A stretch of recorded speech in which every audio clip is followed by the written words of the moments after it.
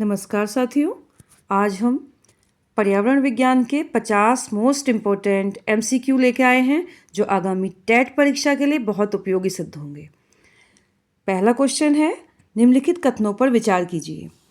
अल्पजीवी जलवायु प्रदूषकों को न्यूनीकृत करते हुए जलवायु और स्वच्छ वायु गठबंधन G20 समूह के देशों की एक अनोखी पहल है। दूसरी ऑप्शन है CCAC मीथेन, काला कार्बन और हाइड्रोफ्लोरोकार्बन पर केंद्रित करता है। हमारा सवाल है कि उपरोक्त कथनों में से कौन सा या कौन से कथन सही हैं।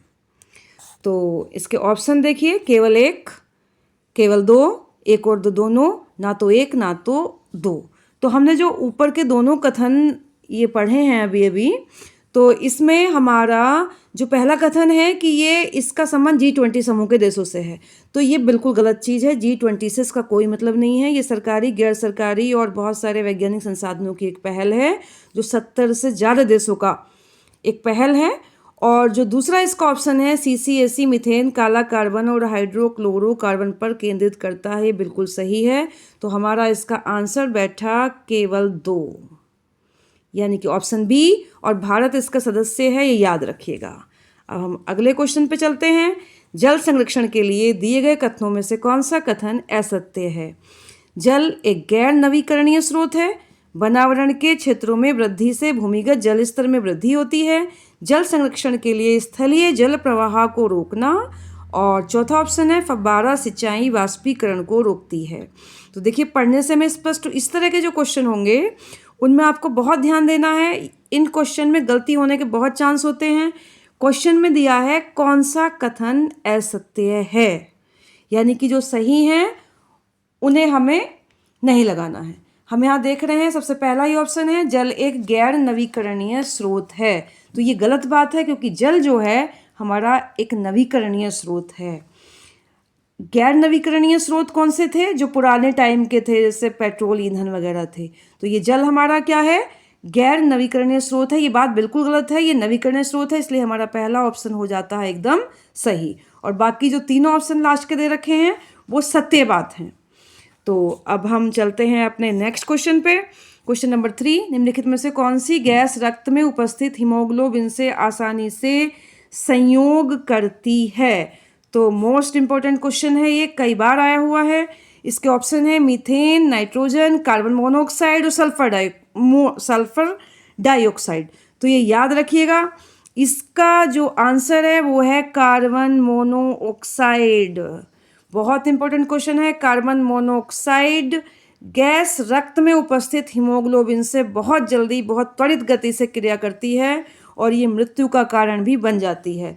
सिगरेट पीने के धुएं से भी ये कार्बन मोनोऑक्साइड वहाँ पर असर करती है। तो अब हम आते हैं नेक्स्ट क्वेश्चन पे। नेक्स्ट क्वेश्चन हमारा है, निम्नलिखित में से कौन सी गैस वायुमंडल में मुख्य ग्रीन हाउस गैस नहीं है? तो ऑप्शन है मीथेन, ओजोन, नाइट्रस ऑक्साइड और हाइड्रोजन। तो ये हम पहले ही बता चुके हैं कि जो मुख्य ग्रीन हाउस गैस हैं ये बहुत इंपॉर्टेंट चीज़ हैं। इनको आप बिल्कुल दिमाग में रखिएगा। 6 मुख्य ग्रीन हाउस गैस होती हैं: carbon dioxide, methane, nitrous oxide, जलवाष्प, हाइड्रोफ्लोरोकार्बन यानी कि फ्लोरीन युक्त गैस जितनी भी होती हैं, और ओजोन। तो इसमें हमने देखा कि तीनों ऑप्शन हमारी ग्रीन हाउस गैस हैं। जो चौथा ऑप्शन हमारा हाइड्रोजन है वो ग्रीन हाउस गैस नहीं है। अब हम चलते हैं नेक्स्ट क्वेश्चन पे। दुर्गा एक गांव में रहती है और जलावन में लकड़ी या गाय का गोबर प्रयोग करती है। उसे विगत 3 महीनों से खांसी और फेफड़ों में कफ का जमाव हो गया है। तो इसका क्या कारण है? पहला ऑप्शन है जलावन की लकड़ी से निकले धुएं से उसे एलर्जी हो गई है। उसके घर के चारों ओर प्रदूषण फैला हुआ है। उसके श्वसन तंत्र में लकड़ी के जलाने से कार्बन मोनोऑक्साइड का जमाव हो गया है। जलावन से निकले धूल कण उसके श्वसन तंत्र में जमा हो गए हैं। तो हमारा ऑप्शन जो सही है वो यही वाला है कि जलावन से निकले धूल कण उसके श्वसन तंत्र में जमा हो गए हैं। तो ये मुद्दा बहुत इस टाइम प्रचलन में भी है। अभी जो चल रहा है करंट का कि चूल्हे पे खाने की तरफ लौटो, तो ये ध्यान रखिए कि उससे होता क्या है। जलावन से निकला धूल कण स्वतंत्र तंत्र में जमा हो गया है और क्या हो गया है, फेफड़ों में कफ का जमाव हो गया है। तो इस चीज़ को ध्यान रखिए।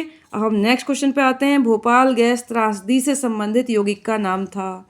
तो ये यौगिक एकदम आप याद रखिएगा, ये यौगिक का नाम बहुत इम्पॉर्टेंट है, कई बार ये क्वेश्चन आया हुआ है और टेट के लिए बहुत फेवरेबल है। Methyl isocyanate. तो भोपाल गैस त्रासदी से संबंधित यौगिक याद रखेंगे मिथाइल आइसोसाइनेट, ऑप्शन नंबर है हमारा सी। अब नेक्स्ट क्वेश्चन पे हम जाते हैं। नेक्स्ट क्वेश्चन है निम्नलिखित में से कौन अम्लीय वर्षा का कारक बनता है। तो अम्लीय वर्षा का कारक बनता ऑप्शन है हमारे ओजोन, अमोनिया, सल्फर डाइऑक्साइड और कार्बन मोनोऑक्साइड। इसमें जो एसिड रेन है उसका कारण बनता है हमारा सल्फर डाइऑक्साइड, याद रखेंगे, बहुत इंपॉर्टेंट क्वेश्चन है ये। अब हम आते हैं अपने अगले प्रश्न पर। अम्लीय वर्षा में निम्नलिखित में से क्या अधिकतम मात्रा में रहता है। तो इसके ऑप्शन है HNO3, HCl, H2SO4, H2CO3। तो इसमें हमारा जो रहता है वो है सल्फ्यूरिक एसिड, यानी कि आप ध्यान रखिएगा जहाँ भी अम्ल वर्षा की बात हो वहाँ सल्फर की बात आप जहाँ देखें वहीं आपका ऑप्शन है। अब आते हैं हम नेक्स्ट क्वेश्चन पे। बायोगैस संयंत्र से निकली निम्नलिखित में से किस गैस का उपयोग ईंधन गैस के रूप में किया जाता है। तो ये हमारा ऑप्शन यहाँ पे हैं ब्यूटेन, प्रोपेन, मीथेन और एथेन। तो याद रखिएगा कि बायोगैस संयंत्र में जो ईंधन में गैस के रूप में प्रयोग होता है ईंधन, वो होता है हमारा मीथेन, यानी कि ऑप्शन नंबर सी। हम चलते हैं अपने नेक्स्ट क्वेश्चन की तरफ। क्वेश्चन नंबर 11, निम्नलिखित में से कौन सा जैव निम्नीकरणीय है। बायोडिग्रेडेबल। तो बायोडिग्रेडेबल और नॉन बायोडिग्रेडेबल ये आप शायद जानते ही हो। बायोडिग्रेडेबल जो है जो कि हमारा मतलब गल जाता है, और नॉन बायोडिग्रेडेबल जो कभी नहीं गलता है। तो ये हमारे दिखाई दे रहे हैं ऑप्शन प्लास्टिक, पॉलीथीन, पारा और रबर। तो इसमें हमारा प्लास्टिक आप जानते ही हैं ये कभी नहीं गलता, पॉलीथीन, पारा ये सब इन्हीं में आता है। हमारा एक ऑप्शन आता है रबड़, इनमें हमारा रबड़ ही फिट होता है। तो ये हमारा ऑप्शन नंबर डी, रबड़ बायोडिग्रेडेबल है। अब हम चलते हैं अपने नेक्स्ट क्वेश्चन की तरफ। जैव ऑक्सीजन मांग यानी कि BOD किसके लिए एक मानक मापदंड है। ऑप्शन है इसके रक्त में ऑक्सीजन स्तर मापने के लिए, वन पारिस्थितिक तंत्रों में ऑक्सीजन स्तरों के आकलन के लिए, जलीय तंत्रों में प्रदूषण के आमापन के लिए, या उच्च तुंगता क्षेत्रों में ऑक्सीजन स्तरों के आकलन के लिए। तो ये याद रखिएगा BOD का संबंध जो है हमेशा जलीय तंत्रों में प्रदूषण के आमापन के लिए होता है। तो इसका ऑप्शन नंबर सी हमारा आंसर होगा। हम चलते हैं नेक्स्ट क्वेश्चन की तरफ। निम्नलिखित में से क्या SO2 प्रदूषण का सर्वोत्तक सूचक है। तो ये याद रखिए, ये भी बहुत इंपॉर्टेंट क्वेश्चन है। जो भी हमारा SO2 प्रदूषक का सर्वोत्तम सूचक है वो हमारा आता है lichen, option number B. Lichen सबसे बड़े प्रदूषक के सूचक हैं ये, और बहुत इंपॉर्टेंट क्वेश्चन टेट के लिए बनता है, बार बार ये क्वेश्चन रिपीट हुआ है। हम चलते हैं अपना नेक्स्ट क्वेश्चन पे। पेयजल के लिए pH की वांछनीय सीमा क्या है। तो पेयजल के लिए pH की वांछनीय सीमा है हमारा ऑप्शन नंबर सी 6.5 से 7। ये हमारी pH वैल्यू ड्रिंकिंग वाटर के लिए है 6.5 से 7, याद रखिएगा। अब नेक्स्ट क्वेश्चन हम आते हैं। मिनीमाता घटना से कौन सी विषाक्त धातु जुड़ी हुई है। इसके ऑप्शन हैं कैडमियम, आर्सेनिक, पारा और सीसा। तो याद रखिएगा साथियों कि मिनीमाता बहुत इंपॉर्टेंट क्वेश्चन है, मिनीमाता, और इसको याद रखिएगा हमेशा। ये जो जिस धातु से जुड़ा हुआ है उसका नाम है पारा, मरकरी। अब चलते हैं नेक्स्ट क्वेश्चन की तरफ। निम्नलिखित ऊर्जा ईंधनों में से कौन सा ईंधन पर्यावरण के लिए सबसे अनुकूल है। हमारे ऑप्शन हैं hydrogen, ethanol, biogas and CNG। तो इनमें जो पर्यावरण के लिए सबसे अनुकूल है वो हमारा बनता है ऑप्शन नंबर ए, यानी कि हाइड्रोजन। अब नेक्स्ट क्वेश्चन, एरोसोल क्या होते हैं। ऑप्शन है हवा में मिले हुए ठोस कण, जल में उपस्थित प्रदूषक मिश्रण, हवा में उपस्थित छोटे तरल कण, हवा में उपस्थित गैसीय मिश्रण। तो हमारा आंसर इसका है जो एरोसोल है वो हवा में मिले हुए ठोस कण हैं। हवा में मिले हुए ठोस कण हमारे एरोसोल हैं। तो ऑप्शन नंबर ए इसका आंसर। नेक्स्ट क्वेश्चन की तरफ चलते हैं। निम्नलिखित में से कौन सा अपशिष्ट जैव निम्नीकरणीय है? ये वही बायोडिग्रेडेबल को हिंदी में जैव निम्नीकरण कहते हैं। तो इसके ऑप्शन हैं घरेलू अपशिष्ट, औद्योगिक अपशिष्ट, कागज और इलेक्ट्रॉनिक अपशिष्ट। तो इसमें जो हमारा बायोडिग्रेडेबल है वो है हमारा ऑप्शन नंबर सी यानी कि कागज, यानी कि कागज। Okay, option number C. अब नेक्स्ट क्वेश्चन, आवासीय क्षेत्रों के लिए ध्वनि का अनुमत स्तर कितना होता है? तो ऑप्शन है हमारे 45, 55, 65 या 80 डेसिबल। अब इसमें एक क्वेश्चन और बन जाता है कि ध्वनि का जो मात्रक है वो क्या है, ध्वनि किस में नापी जाती है? तो वो डेसिबल में नापी जाती है। और जो आवासीय क्षेत्रों का मानक है वो हमारा 45 डेसिबल होता है। अब चलते हैं हम नेक्स्ट क्वेश्चन की तरफ। मोटर गाड़ी से निकलने वाले धुएं में कौन सी धातु पाई जाती है? तो हमारे ऑप्शन है इसके सीसा, NO2, SO2, Hg। तो इसमें जो हमारा मोटर गाड़ी से निकलने वाला धुआं है उसमें जो धातु पाई जाती है वो हुआ है सीसा। ऑप्शन नंबर हमारा ए हमारी धातु है सीसा, याद रखिएगा। तो मोटर गाड़ी से निकलने वाला जो धुआं है उसमें जो धातु पाई जाती है विषैली वो होती है सीसा। हम नेक्स्ट क्वेश्चन की तरफ चलते हैं। नाइट्रेट्स का अधिक उपयोग किसे प्रभावित करता है? नाइट्रेट्स का अधिक उपयोग किसे प्रभावित करता है? तो इसमें हमारा ऑप्शन है निर्माण, ऑक्सीजन स्तर, कृषि, सिंचाई या पर्यावरण। तो नाइट्रेट्स का अधिक उपयोग प्रभावित करता है ऑक्सीजन स्तर को, यानी कि ऑप्शन नंबर बी इसका आंसर है। अब हम नेक्स्ट क्वेश्चन पे चलते हैं। जैव विविधता क्या कहलाती है? ऑप्शन है इसके कई प्रजातियों की विविधता, जीवन का विभिन्न रूपों में पाया जाना, केवल वनस्पति विविधता या केवल पशु विविधता। तो इसमें हमारा ऑप्शन नंबर बैठता है ए, कई प्रजातियों की विविधता। हम चलते हैं नेक्स्ट क्वेश्चन की तरफ।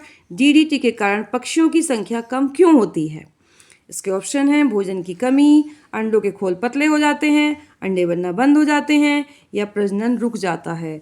तो इसमें हमारा ऑप्शन है ऑप्शन नंबर बी, अंडों के खोल पतले हो जाते हैं। तो ये याद रखिएगा, DDT के कारण पक्षियों की संख्या कम होने का कारण है कि जो पक्षी अंडे देते हैं उनके खोल पतले हो जाते हैं। नेक्स्ट क्वेश्चन, किस राज्य में झूम खेती की जाती है? ऑप्शन है झारखंड, मिजोरम, केरल और तेलंगाना। तो ये याद रखिएगा कि जो हमारी झूम होती है वो पूर्वोत्तर के राज्यों में की जाती है। असम, मेघालय वगैरह राज्य हैं उधर, तो इनमें हमारा ऑप्शन पूर्वोत्तर राज्यों में मिजोरम हमें दिखाई दे रहा है। तो ऑप्शन नंबर बी इसका आंसर है। अब नेक्स्ट क्वेश्चन पे चलते हैं। बड़े शहरों में प्रदूषण का मुख्य कारण क्या है? तो ऑप्शन दिए हुए हैं कचरा, औद्योगिक क्षेत्र, वाहन और हरियाली की कमी। तो वैसे तो हमें सारे ही ऑप्शन इसके ठीक दिखाई दे रहे हैं, लेकिन जब इनमें से हमें छांटना है तो हम इसमें ऑप्शन लगाएंगे वाहन।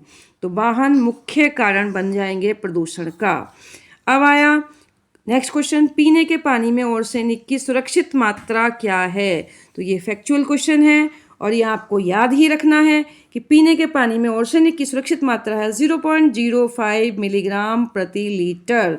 तो ये याद रखिएगा, पीने के पानी में आर्सेनिक की सुरक्षित मात्रा 0.05 मिलीग्राम प्रति लीटर है।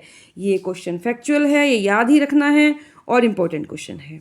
अब नेक्स्ट क्वेश्चन, निम्नलिखित में से कौन द्वितीय प्रदूषक नहीं है?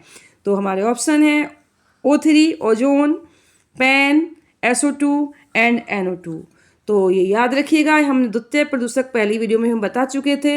इनमें ये सब के सब हमें द्वितीय प्रदूषक दिखाई दे रहे हैं, लेकिन जो SO2 है यानी कि ऑप्शन नंबर सी, ये हमारा द्वितीय प्रदूषक नहीं है, ये प्राथमिक प्रदूषक में आता है SO2। हम चलते हैं नेक्स्ट क्वेश्चन की ओर। निम्नलिखित में कौन सा गैसीय प्रदूषक नहीं है? SO2, NO2, हाइड्रोकार्बन और धूल। तो ये सभी प्रदूषक हैं, लेकिन गैस कौन नहीं है, इसमें है ऑप्शन नंबर डी, यानी कि धूल। अब चलते हैं नेक्स्ट क्वेश्चन की तरफ। 3 दिसंबर 1984 को भोपाल गैस त्रासदी किस गैस के कारण हुई थी? तो इसको आप याद रखिएगा, ये हमारी थी gas methyl isocyanide. Methyl isocyanide बहुत इंपॉर्टेंट क्वेश्चन है, भोपाल गैस त्रासदी।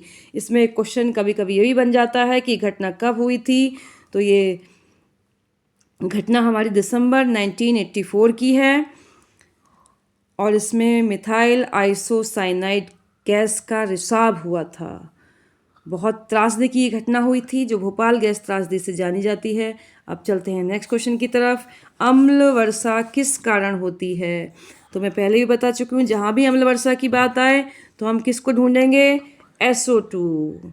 तो इसका जो ऑप्शन होगा, ऑप्शन नंबर हमारा सी, SO2 NO2 का उत्सर्जन। हम चलते हैं नेक्स्ट क्वेश्चन की तरफ। जल प्रदूषण का सबसे सामान्य सूचक कौन सा है?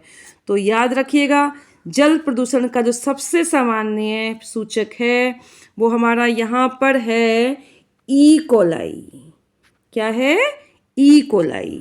सबसे सरल टेस्ट जल प्रदूषण का होता है ई कोलाई। अब इसके बाद हम चलते हैं नेक्स्ट क्वेश्चन की तरफ। नेक्स्ट क्वेश्चन हमारा है जैव विघटनीय प्रदूषक कौन सा है? तो ये भी क्वेश्चन बार बार ये चीज़ें आती हैं टेट में, बहुत फेवरेट क्वेश्चन है ये टेट का। पारा, घरेलू कचरा, प्लास्टिक और एस्बेस्टस। तो इसमें हमारा जो इसमें ऑप्शन बैठता है, इसमें बैठता है घरेलू कचरा। घरेलू कचरा वैसे दोनों तरह का होता है, लेकिन क्योंकि बाकी सारे के सारे ये जो पारा, प्लास्टिक और एस्बेस्टस हैं ये प्योर नॉन बायोडिग्रेडेबल हैं, तो इसमें जो हमारा ऑप्शन, इन ऑप्शन को देख के आंसर बैठता है तो ऑप्शन नंबर बी बैठता है, क्योंकि घरेलू कचरे में साग सब्जियां, सब्जियों के छिलके वगैरह होते हैं, वो हमारा जैव विघटनीय प्रदूषक होता है। हम चलते हैं अपने नेक्स्ट क्वेश्चन की तरफ। पर्यावरण प्रदूषण को कैसे नियंत्रित किया जा सकता है? तो इसके ऑप्शन हैं परमाणु विस्फोट रोककर, विद्युत वाहन बनाकर, गंदे पानी का उपचार करके और उपयुक्त सभी। तो ये सबको स्पष्ट ही हो रहा होगा कि इसका होगा ऑप्शन नंबर डी, उपयुक्त सभी। सारे ही कारणों से पर्यावरण प्रदूषण को नियंत्रित किया जा सकता है। हम चलते हैं नेक्स्ट क्वेश्चन की तरफ। हेक्सावेलेंट क्रोमियम किस उद्योग में पाया जाता है? तो हेक्सावेलेंट क्रोमियम जो हमारा पाया जाता है, हमारे ऑप्शन है कागज उद्योग, मध्य उद्योग, चमड़ा उद्योग और दुग्ध उद्योग। तो ये हमारा पाया जाता है चमड़ा उद्योग में, तो इसका ऑप्शन नंबर सी इसका आंसर है। हम चलते हैं नेक्स्ट क्वेश्चन की तरफ। धूम कोहरा किससे बनता है? तो धूम कोहरा ऑप्शन है हमारे वायु, जलवाष्प, जल और धुआं, अग्नि और जल, धुआं और कोहरा। तो इसका हमारा ऑप्शन आता है क्वेश्चन नंबर डी, धुआं और कोहरा। तो याद रखिए इसके नाम में ही स्मोग, स्मोक, तो ये किस किस से मिलकर बना है? ये बना है स्मोक प्लस फॉग, यानी कि स्मोक प्लस फॉग, धुआं एंड कोहरा मिलके बना है स्मोग। तो अब चलते हैं हम नेक्स्ट क्वेश्चन की तरफ। नेक्स्ट क्वेश्चन हमारा है 100% सौर ऊर्जा से चलने वाला स्वास्थ्य केंद्र सबसे पहले किस जिले में बना? 100% सौर ऊर्जा से चलने वाला स्वास्थ्य केंद्र सबसे पहले किस जिले में बना? तो इसका है हमारा आंसर, हमारे ऑप्शन है कोलकाता, चेन्नई, बेंगलुरु और सूरत। तो हमारा इसमें आंसर आता है सूरत। हम चलते हैं नेक्स्ट क्वेश्चन की तरफ। जैव ईंधन किसके बीज से प्राप्त होता है? जामुन, जकरांडा, जट्रोफा और जूनिपर। तो इसका हमारा आंसर है जट्रोफा। जट्रोफा के बीज से हमें जैव ईंधन, यानी जिसे हम बायोडीजल भी कहते हैं, वो प्राप्त होता है। अब नेक्स्ट क्वेश्चन की तरफ। जल शोधन का कौन सा तरीका सूक्ष्म जीवों को नष्ट नहीं करता है? इसके ऑप्शन हैं शीतलन, निस्यंदन, क्लोरीनीकरण और अल्ट्रावायलेट विकिरण। तो इसमें हमारा जो सही आंसर है वो होगा निस्यंदन। निस्यंदन सूक्ष्म जीवों को नष्ट नहीं करता है, बाकी सारे ऑप्शन वो हैं जो जीवों को नष्ट कर देते हैं। हम चलते हैं नेक्स्ट क्वेश्चन की तरफ। निम्न में से कौन सा ऊर्जा का नवीकरणीय स्रोत है? पेट्रोलियम, कोयला, लकड़ी और परमाणु ऊर्जा।